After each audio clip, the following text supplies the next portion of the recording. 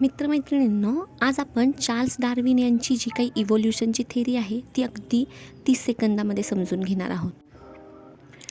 Scientist Darwin यांचं म्हणणं होतं की जे काही स्पीसीज आहेत त्या स्पीसीज स्वतःमध्ये मॉडिफिकेशन्स करत असतात, स्वतःमध्ये चेंजेस आणत असतात आणि स्वतःला मॉडिफाईड करून जे काही एन्व्हायरमेंट आहे त्या एन्व्हायरमेंटमध्ये फिट राहण्याचं ट्राय करत असतात.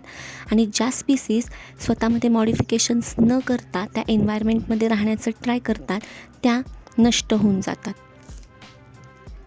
आता ज्या स्पीसीजने स्वतःमध्ये मॉडिफिकेशन्स केलेत आणि त्या एन्व्हायरमेंटला सुटेबल झालेल्या आहेत अशा स्पीसीजला आपण म्हणतो सर्वायवल ऑफ द फिटेस्ट.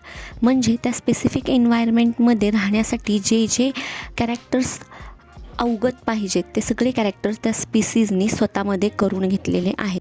त्यामुळे अशा सर्व स्पीसीज ज्यांनी स्वतःमध्ये बदल केलेत किंवा मॉडिफिकेशन्स केलेले आहेत त्या सर्व ज्या आहेत त्या एन्व्हायरमेंटमध्ये सर्वायवल ऑफ द फिटेस्ट ठरणार आहेत आणि त्यांचीच जनरेशन जी आहे किंवा त्यांचीच जी काही पिढी आहे ती पुढे इव्हॉल्व होत जाणार आहे. ह्यालाच म्हणायचं डार्विन्स थिअरी ऑफ इव्होल्यूशन. म्हणजेच अगदी सोप्या भाषेत जो टिकतो तोच पुढे जातो, ह्याला म्हणायचं सर्वायवल ऑफ द फिटेस्ट आणि ह्याच थेअरीला म्हणायचं डार्विन्स थेअरी ऑफ इव्होल्यूशन.